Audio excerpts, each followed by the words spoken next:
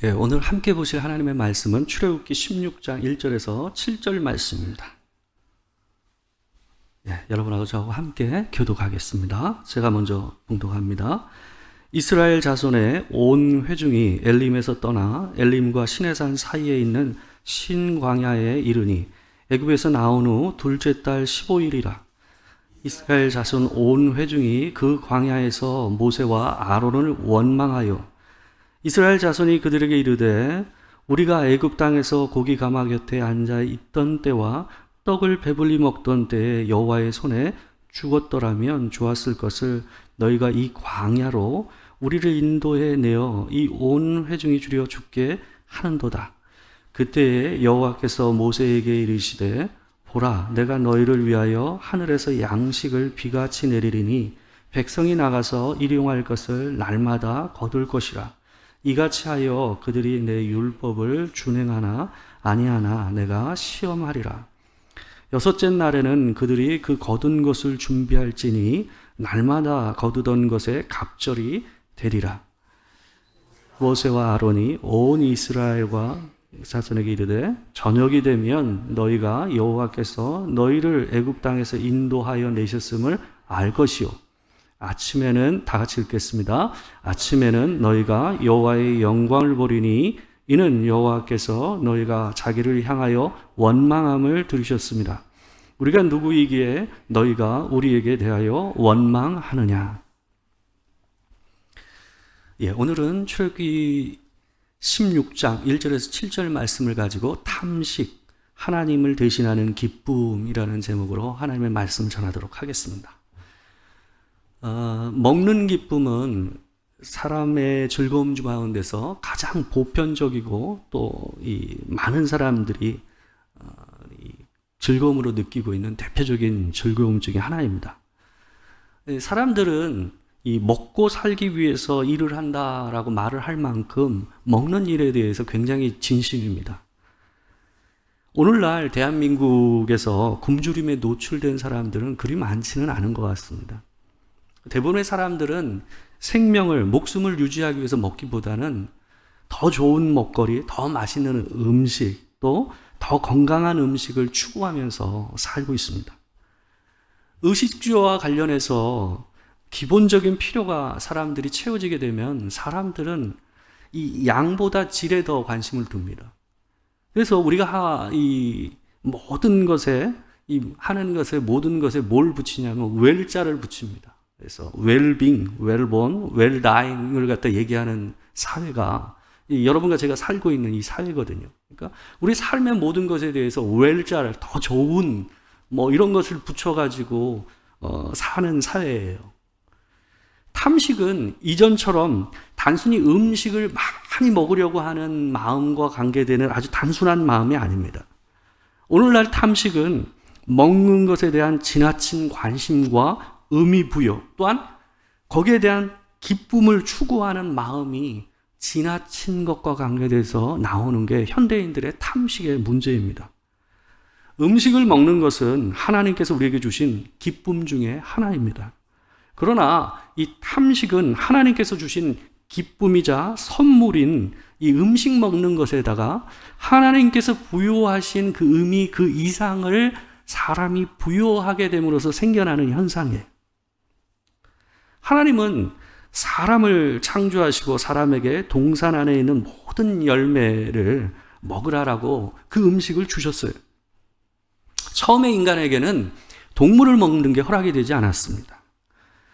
사람이 죄를 범하고 이 죄를 범하고 나서 달라진 것 중에 하나가 뭐였냐면 이전에 먹는 것과 관계돼서 주어졌어요. 하나님께서 주신 것을 먹고 살 수가 있었어요. 근데 사람이 타락하고 난 다음에 에덴에서 쫓겨난 다음에는 사람들이 필경 땀을 흘려서 노동을 해야만 먹는 것을 받을 수가 있었어요.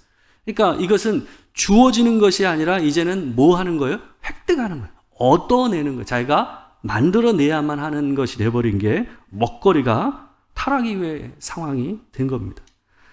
사람의 타락은 먹지 말아야 할 열매를 먹는 일에서부터 시작됐어요. 그들은 먹지 말아야 할 열매, 이미 하나님께서 주신 열매가 이 동산에 널려 있음에도 불구하고 먹지 말아야 될 열매를 보면서 품지 말아야 할 과한 마음을 품게 됐습니다. 과한 기대를 품게 됐어요. 그게 바로 창세기 3장 7절 있는 데인가요? 그 앞쪽에 나오는 바로 먹음직도 하고 보암직도 하고 지혜롭게 할 만큼 탐스럽기를 한 나무인지다라는 말의 의미입니다. 그 안에는 뭡니까? 하나님이 주지 않은 음식에 대해서, 또한 그 음식에 대한 더 큰 기대와 어긋난 생각과 기쁨이 사람 안에 들어가 있는 상태를 보여주는 말인 겁니다. 탐식은 바로 이곳에서 출발했습니다. 하나님께서 창조하실 때 그 음식에 넣으신 가치 이상의 의미를 넣어서 탐하는 마음, 그것이 탐식이에요. 사람들은 자신이 입는 것과 먹는 것이 무엇이냐로 자신의 존재의 가치를 확인하고자 하고 또 자기의 사회적인 위치를 확인하려고 하는 경향이 있습니다.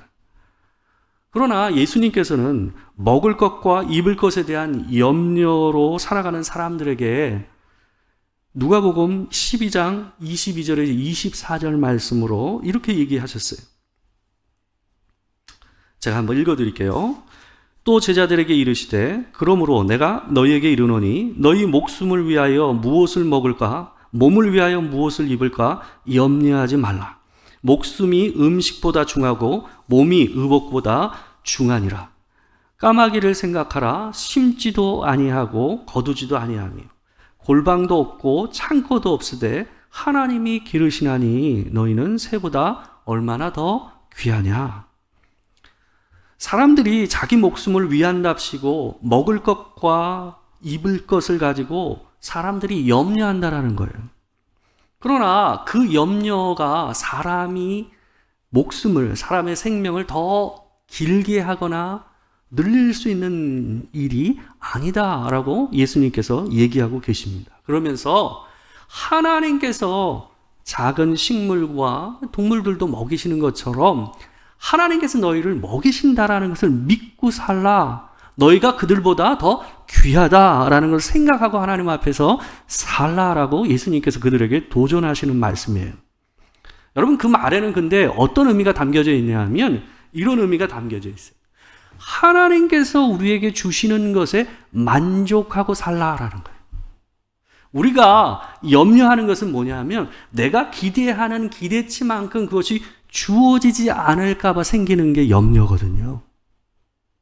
근데 예수님께서는 뭐냐 하면 하나님께서 우리에게 주시는 그 분량만큼을 받고 그것에 대해서 감사하고 절제하며 살라라는 의미가 무엇을 먹을까, 무엇을 입을까 염려하지 말라라는 이 말씀 안에 그 의미가 깔려 있는 거예요. 우리가 먹고 입는 것을 염려하는 것에서 벗어나는 것이 우리가 구원받은 자요, 또한 은혜로 사는 자라는 것을 드러내는 행위다라고 예수님께서 얘기하고 계신 거예요.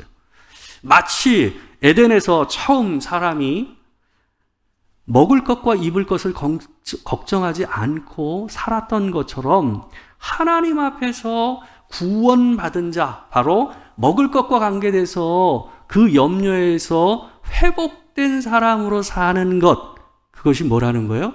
그것이 하나님께서 먹이실 것을 기대하고 또한 믿으면서 사는 것으로 드러난다라고 얘기하고 계신 겁니다. 여러분, 범죄의 출발이 주신 먹거리 이상을 탐함에서 시작됐다는 것을 항상 기억하셔야 됩니다. 이스라엘 백성들이 애굽에서 나온 이후에 제일 먼저 하나님을 향해서 원망한 것도 뭐였습니까? 마시는 것과 먹는 것과 관계되는 거였어요. 하나님도 먹고 마시는 문제를 제일 먼저 광야에서 이스라엘 백성들을 훈련시키셨습니다. 그게 그리스도인에게 있어서 하나님을 믿는 자에게 있어서 그만큼 중요한 문제였기 때문에 그랬습니다. 오늘 본문은 이스라엘 백성들이 애굽에서 나온 지 한 달 정도 된 시점에 신광야라는 곳에 일어났던 일을 기록하고 있습니다.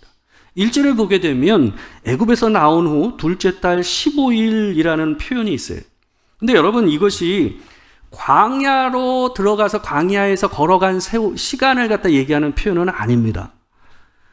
첫 유월절을 애굽에서 이들은 보냈어요. 무교절 일주일간을 보내고 또 유월절을 보내고 그러고 나서 나중에 출발한 게 광야길로 나중에 홍해를 통해서 들어간 거거든요. 그렇게 생각한다면 여기서 나오는 이 표현, 한 달 반 정도 됐다는 이 표현을 그냥 오롯이 광야에서 보낸 시간이 아니라는 걸 우리가 알 수가 있는 거죠. 유월절이 그들에게 있어서 첫 달이 된다라고 하나님께서 얘기하셨지 않습니까? 그렇게 생각해 보면 실제로 이들이 광야길을 걸은 것은 한 달이 채 안 되는 기간이었을 가능성이 높습니다. 이미 그들은 마라라는 곳에서 물이 쓴 것으로 인해서 하나님 앞에 원망을 했습니다. 그리고 두 번째로 도달한 이 신광야에서 먹는 것과 관계돼서 하나님 앞에 원망하는 모습이 나오는 거예요. 근데 그들은 하나님을 직접적으로 얘기하면서 원망하지 않아요. 2절을 보게 되면 2절을 보게 되면 어떤 표현이 나오냐면 모세와 아론을 원망하여 라는 표현이 나와요. 여러분, 이 표현은 얼핏 보면 하나님을 원망하지 않고 그냥 그들을 인도하고 있는 모세와 아론을 원망하는 것처럼 보입니다. 그렇지만 7절에서 이 모세가 어떻게 얘기를 하냐면 이렇게 얘기를 합니다. 아침에는 너희가 여호와의 영광을 보리니 이는 여호와께서 너희가 자기를 향하여 원망함을 들으셨음이라. 우리가 누구이기에 너희가 우리에게 대하여 원망하느냐. 모세가 뭐라 그럽니까? 하나님께서는 모세와 아론을 향한 그들의 원망을 누구를 향한 것으로 들으셨다라는 거예요? 본인을 향한 원망으로 들으셨다라는 거예요. 그러면서 우리가 누구이기에 라고 얘기하는 거예요. 여러분, 여기서 얘기되는 말은 무슨 의미냐면 모세와 아론이 백성 가운데서 중보자로 세워졌어요. 이 중보자라는 건 중간에 있는 사람을 얘기하는 게 아니에요, 여러분. 중보자라는 건 어떤 의미냐면 사람들 앞에서는 그 사람이 하나님이요. 그리고 하나님 앞에서는 모든 백성을 대신하는 자, 그게 중보자예요, 여러분. 그러니까 하나님과 사람 사이 중간에 있는 사람이 중보자 아닙니다. 아주 독특한 의미예요. 그러니까 예수님을 생각하시면 돼요. 그리고 아담을 생각하시면 돼요. 아담이 범죄했을 때 어떻게 했습니까? 그가 혼자 했잖아요. 아담과 하와가 혼자 했잖아요. 우리가 한 게 아니잖아요. 근데 성경은 뭐라고 그럽니까? 모든 사람이 범죄했다고 얘기하잖아요. 그게 중보자예요. 예수님이 십자가에서 죽으셨을 때 혼자 죽으셨잖아요. 그죠? 근데 성경은 뭐라고 그럽니까? 우리 모두를 대신해서 죽으셨다 그랬잖아요. 그게 성경의 중보자의 개념이에요. 그러니까 여기에 나오는 바로 모세와 아론이 바로 그런 의미로 서 있는 거예요. 그러니까 이들이 이 사람들을 향해서 원망한 것은 곧 누구를 향하는 거예요? 하나님 앞에서 한 것으로 하나님께서 받아들이신 거예요. 모세와 하나님은 이 이스라엘에게 그들을 인도하시고 또 그들을 먹이시는 주체가 하나님이심을 강조해서 오늘 본문에서 계속해서 표현을 하고 있어요. 6절과 7절을 갖다 보시게 되면 7절의 앞부분 있는 데까지를 보시게 되면 모세와 아론은 온 이스라엘 백성을 모아놓고 이렇게 얘기를 합니다. 우리 같이 한번 읽어보겠습니다. 자, 시작. 모세와 아론이 온 이스라엘 자손에게 이르되 저녁이 되면 너희가 여호와께서 너희를 애굽 땅에서 인도하여 내셨음을 알 것이요 아침에는 너희가 여호와의 영광을 보리니. 모세와 아론은 저녁이 되면 너희가 여호와께서 너희를 애굽에서 인도하여 내셨음을 알 것이요 아침에는 너희가 여호와의 영광을 보리니라고 얘기하고 있어요. 이스라엘 백성들은 이미 10개의 재앙과 홍해의 기적을 통해서 하나님께서 그들을 구원하시고 건져내셨다는 걸 봤어요. 익히 알고 있어요. 근데 그럼 여기서 모세가 얘기하고 있는 저녁에 애굽 땅에서 인도하여 내셨음을 여호와께서 너희를 인도하여 내셨음을 알 것이다 라고 얘기하는 말은 이게 무슨 의미일까요? 여러분, 그 말은 애굽 땅에서 재앙을 내리시고 홍해를 가르시면서 그들을 광야로 이끌으신 그 하나님께서 지금 이 광야에서 너희를 또한 먹이시는 분이시다라는 것을, 그 연속선상에 있다라는 것을 보여주실 것이다라는 의미를 담고 있는 말이 이 말이에요. 10절을 보시게 되면 이 말이 더 분명히 드러납니다. 10절에서 이렇게 얘기합니다. 아론이 이스라엘 자손의 온 회중에게 말하며 그들이 광야를 바라보니 여호와의 영광이 구름 속에 나타나더라. 모세와 아론이 말하던 중에 광야 한쪽에서 큰 구름, 바로 그들이 홍해를 건널 때에 이 애굽의 군대와 이스라엘 백성들 사이에서 있었던 큰 구름, 먹장구름처럼 아무것도 보이지 않게 했다고 했던 그 표현에 나오는 그 구름과 같은 엄청난 구름, 하나님을 떠올릴 수밖에 없고 그 구름을 보면서 하나님의 영광을 떠올려서 두려움으로 엎드릴 수밖에 없는 그 구름이 광야로부터 오고 있는 것을 이 사람들이 보게 됐다라는 걸 얘기하는 거예요. 이 모습을 하나님께서 이 이스라엘 백성, 먹을 것이 없어서 원망하는 자들을 향해서 이 구름을 보여주신 이유가 뭐냐 하면, 하나님께서 너희를 단순히 구원하시는 데서 그치는 것이 아니라 이 광야, 아무것도 먹을 것이 없는 이 땅에서도 하나님께서 여전히 너희를 살리시며 먹이시는 하나님이다. 그때 구원하신 그 하나님이 지금 너희와 함께하며 그 먹을 것을 공급하시는 하나님이다 라는 것을 그 모습을 통해서 보여주고 계신 거예요. 모세와 아론과 하나님께서는 지속적으로 그들의 원망이 하나님을 향한 것이라는 것을 명확히 하고, 또한 그들이 원하는 그 원망하는 먹을 문제의 솔루션, 해결도 하나님 외에는 없다라는 것을 분명히 이 본문을 통해서 계속해서 강조하고 그걸 오롯이 계속 표현하는데 집중하고 있어요. 여러분, 근데 이게요, 우리가 이 땅에 살면서 하나님께서 우리의 먹을 것을 공급하시고 채우신다라는 것을 분명히 하는 것이 바로 우리가 탐식에 빠지지 않게 하는 데 가장 중요한 기초라는 것을 여러분이 아셔야 됩니다. 하나님께서 우리의 먹을 것을 공급하신다라는 것이 분명해야 우리가 음식에 대해서, 먹거리에 대해서 우리가 과대한 기대와 의미와 기쁨을 찾으려고 하는 마음에서 벗어날 수가 있다라고 얘기하는 거예요. 그래서 하나님께서는 끊임없이 내가 너희에게 준다라는 것을 분명히 계속해서 그 부분을 강조하고 계세요. 하나님은 구원하신 이스라엘 백성들이 이제 더 이상 애굽의 노예가 아닌 하나님으로 인해서 자유를 얻은 백성으로 살아가기를 하나님께서는 바라세요. 그 얘기는 뭐냐 하면, 그들이 일상 가운데서 매 끼니마다 끼니를 걱정하면서 사는 것이 아니라, 노예로서 누군가가 주는 것을 기대하며 사는 존재가 아니라, 하나님께서 이 광야 어느 것도 없는 이 땅 불모지 가운데서도 먹이신다라는 것을 믿음으로 그 은혜 안에서 자유하며 감사하며 사는 인생을 살기를 원하신다라는 것을 하나님께서 이 본문을 통해서 얘기하고 계신 거예요. 이것은 뭐냐 하면, 처음에 하나님께서 사람을 창조하시면서 허락하셨던 그 먹을 것에 대한 복을 뭐 하는 거예요? 회복시키시는 거예요.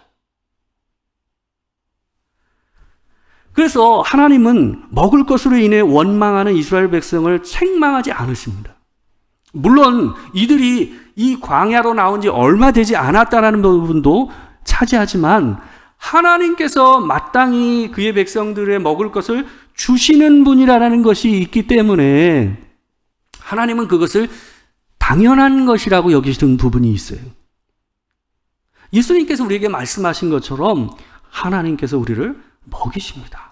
그래서 하나님은 그들을 이 불손한 태도임에도 불구하고 말도 안 되는 억측을 부리면서, 이 억지를 부리면서 하나님께 원망을 하는 그들의 모습이 있었음에도 불구하고 하나님은 그것을 그냥 받아들이시고 그들에게 먹을 것을 주셔요.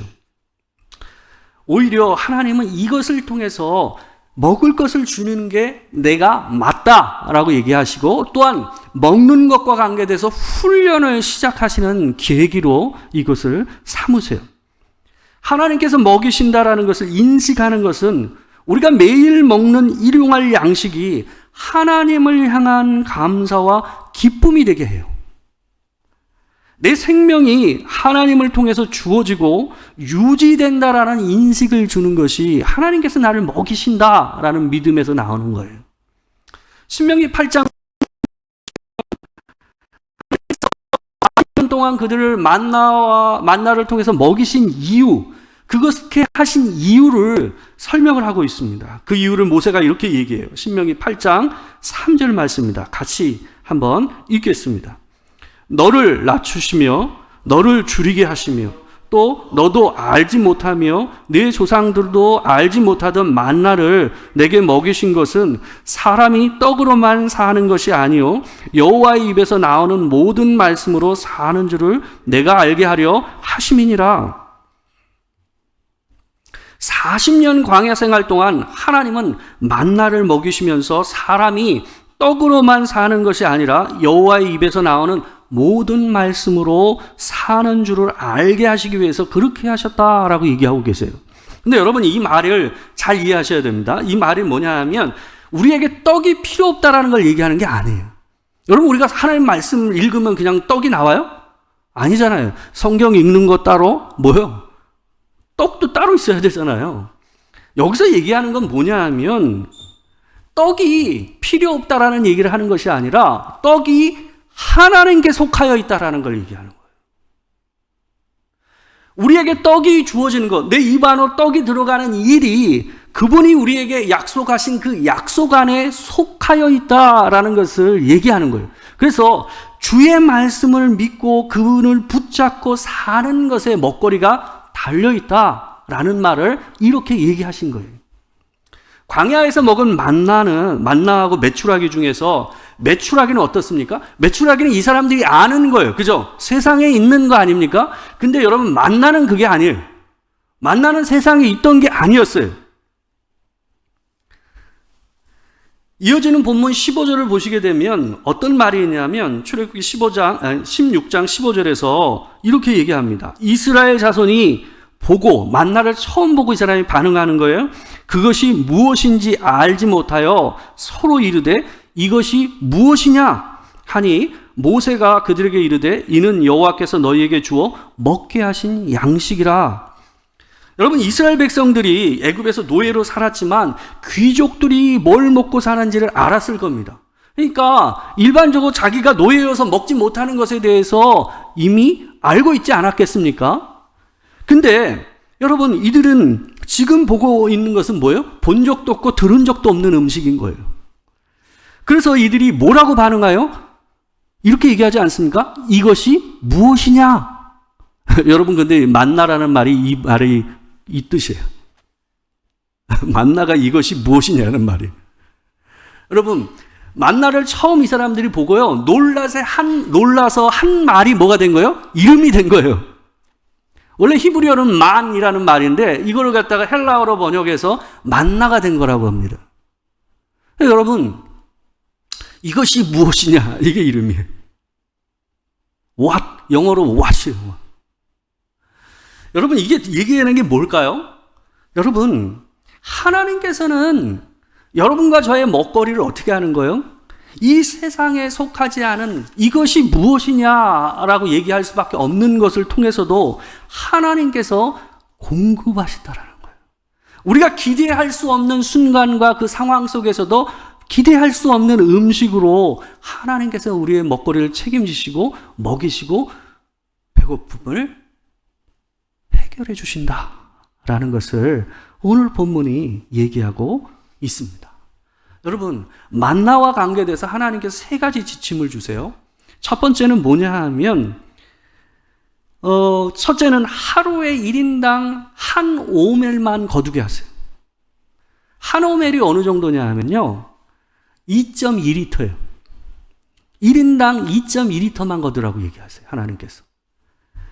여러분, 이게 우리에게 보여주는 것은 뭐냐 하면, 여러분, 노예 습성이 있었던 이 이스라엘 백성들이 또한 이 아무것도 보장할 수 없는 이 광야 이 땅에서 이 수없이 바닥에 깔려있는 이 먹거리를 보면서 2.2kg라는 이 양을 딱 지켜서 거두는 것이 쉬웠을까요?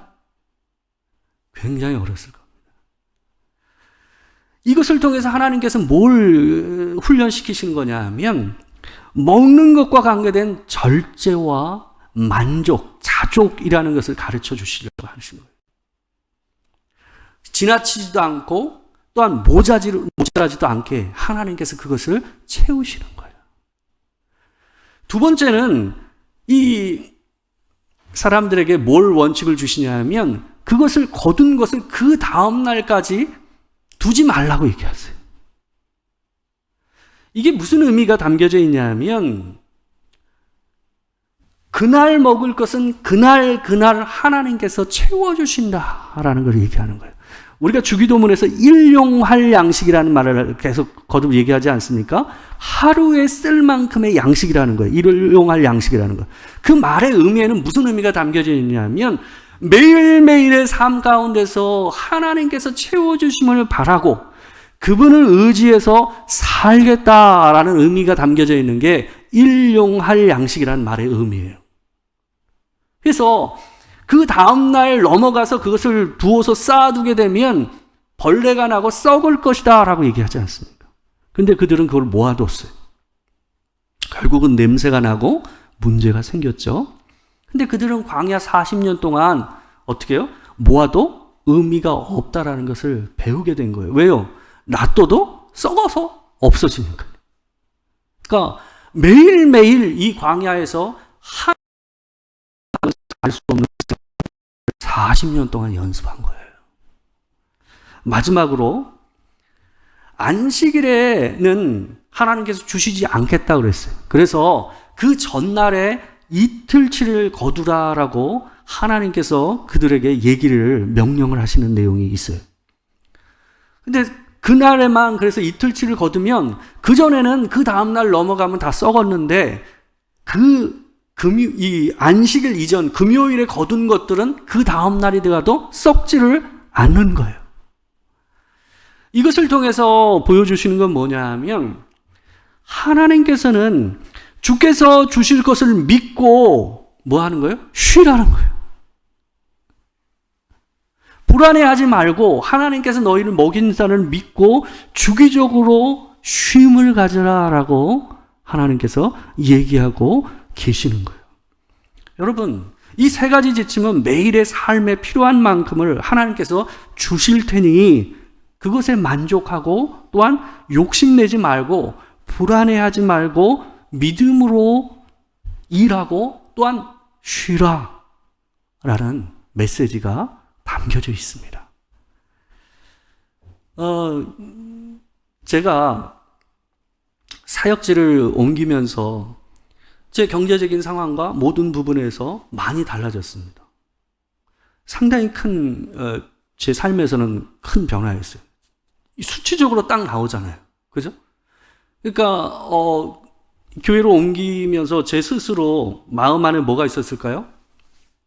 갑작스런 큰 수치적인 변화의 삶 안에서 불안이 있죠. 불안이 있죠. 근데 여러분, 작년 한 해 동안 제가 단 한 번도 수익과 지출을 맞춰본 적이 없어요. 오히려 그전에는 제가 생각해 본 적은 있지만 오히려 작년 한 해 동안 제가 한 번도 제가 지출이 수입을 넘어간 것을 확인해 본 일을 단 한 번도 하지 않았어요. 근데 사라지더라고요. 물론 때로는 불안한 감정이 들 때도 있고 걱정이 들 때도 있죠. 근데 여러분, 하나님께서 주신 것에 감사하고 자족하고 그것에 맞게 내 삶의 라이프 스타일을 맞추어 살면 문제될 게 없어요. 문제는 뭘까요? 주신 게 부족한 게 아니라 거기에 내가 만족하지 못해서 더를 외치니까 항상 그것이 뭐가 되는 거예요? 문제가 되는 거예요.